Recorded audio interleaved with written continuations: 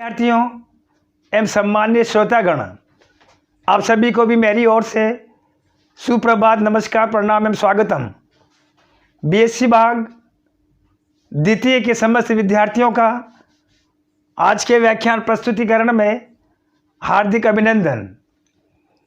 प्रिय विद्यार्थियों, आज जिस विषय पर हम अपना व्याख्यान प्रस्तुत करने जा रहे हैं उसका शीर्षक है द्रव्य अनुपाती क्रिया का नियम अथवा सक्रिय द्रव्यमान का नियम अथवा गुडवर्ग और वागे का नियम, जिसको बीएससी भाग द्वितीय के प्रश्न पत्र तृतीय के भौतिक रसायन विषय से, इकाई तृतीय से, अध्याय तृतीय से रासायनिक साम्य के रूप में चुना गया है। प्रिय विद्यार्थियों, विगत व्याख्यानों को संक्षिप्त में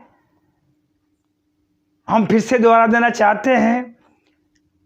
जो आज के विषय द्रव्य अनुपाती क्रिया के नियम की संबद्धता से जुड़े हुए हैं, उनको आगे अग्रसित करने में मदद करते हैं, सहायता करते हैं। विगत व्याख्यानों में हमने किसी भी उत्क्रमणीय अभिक्रिया के लिए साम्य स्थिरांक का परिकलन किया था, जिसको गुडवर्ग और वागे के नियम के अनुसार किसी भी उत्क्रमणीय अभिक्रियाओं के लिए रासायनिक अभिक्रिया का वेग क्रियाकारी पदार्थों की सांद्रताओं अथवा सक्रिय द्रव्यमानों के गुणनफल के अनुक्रमानुपाती होता है, जिसमें किसी भी उत्क्रमणीय अभिक्रिया के लिए क्रियाफलों के सक्रिय द्रव्यमानों का गुणनफल को यदि क्रिया कारकों की सक्रिय द्रव्यमानों की सांद्रताओं से विभाजित किया जाए, ऐसी स्थिति में हमारे पास में जो स्थिरांक प्राप्त होता है वो साम्य स्थिरांक कहलाता है, जिसको केसी के द्वारा प्रदर्शित किया जाता है। विगत व्याख्यानों में और विगत कक्षाओं में, छोटी कक्षाओं में आपने साम्य स्थिरांक के बारे में भी पढ़ा था, विस्तार से अध्ययन किया था, उन पर चर्चा की थी, मंथन किया था। उसी से जुड़े हुए, उसी साम्य स्थिरांक जुड़े हुए, उसी केसी से जुड़े हुए गहनतम तथ्यों और बिंदुओं का आज की इस विषय में हम अपना व्याख्यान प्रस्तुत करेंगे। विगत व्याख्यानों में हमने 1:1 के लिए साम्य स्थिरांक केसी का मान हमने परिकलित किया था। आज यदि हम n/m में यदि कोई भी उत्क्रमणीय अभिक्रिया में क्रिया कारक और क्रियाफल उपस्थित है, एक सामान्य उत्क्रमणीय अभिक्रिया का हम यहाँ पर दृष्टांत श्यामपट्ट पर लेते हैं, जिसको समीकरण नंबर 6 के द्वारा दर्शाया गया है। अर्थात A के N1 मोल, B के N2 मोल आपस में क्रिया करके C के M1 मोल और D के M2 बनाता है। साम्य स्थिरांक की परिभाषा से Kc बराबर जो होगा C और D, यहाँ पर जो उत्पाद अथवा क्रियाफल है उनके सक्रिय द्रव्यमानों को कोष्ठक के रूप में प्रदर्शित करेंगे, क्योंकि सक्रिय द्रव्यमान इकाई आयतन में उपस्थित मोलों की संख्या को दर्शाता है। साथ ही सक्रिय द्रव्यमानों को एक वृत्त कोष्ठक में उस विशेष व्यक्ति से क्रिया कारक अथवा क्रियाफल को वृत्त कोष्ठक में रख करके उसकी सांद्रता को प्रदर्शित किया जाता है, वही उसका सक्रिय द्रव्यमान दर्शाता है।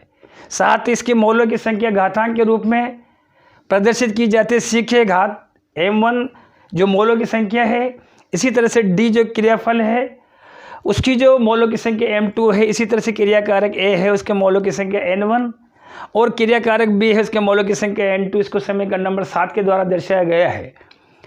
इसी से जुड़ा हुआ हम विशिष्ट उदाहरण, जिसमें n और m अनुपात में कोई भी क्रियाकारक और कोई भी क्रियाफल आप देखेंगे यहाँ पर N2 और थ्राइस H2, इस वाले समीकरण में उत्क्रमणीय अभिक्रिया में आप देखेंगे N1 N2 N1 N2 M1 M2 M1 M2 मोलों की संख्या है।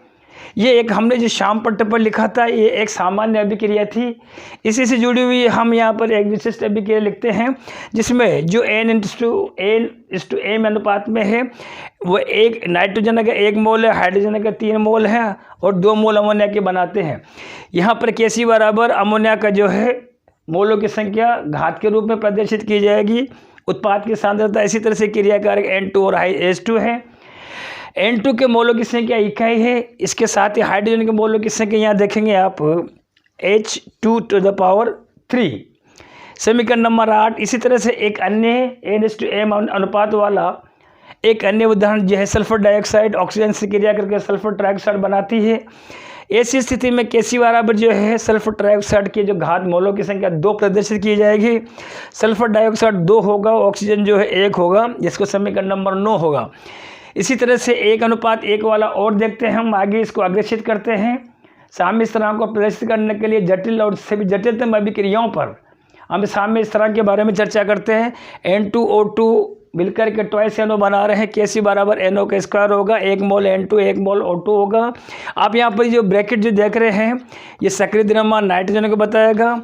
ये यहाँ पर आप जो देख रहे हैं ये ऑक्सीजन जो है सक्रिय द्रव्यमान बताएगा। यहाँ पर जो है NO जो है यहाँ पर नाइट्रिक ऑक्साइड जो है NO के सक्रिय द्रव्यमान को बताएगा। साम्य स्थिरांक को सुपरिभाषित करने के पश्चात में आइए इसी विषय को हम आगे अग्रसित करते हैं, आगे बढ़ाते हैं, थोड़ा चर्चा करते हैं। अगला वाला हमारा जो शीर्षक है वो है साम्य स्थिरांक को प्रभावित करने वाले कारक। साम्य स्थिरांक अर्थात हमारे पास में जो है Kc को प्रभावित करने वाले कारक कौन कौन से होते हैं।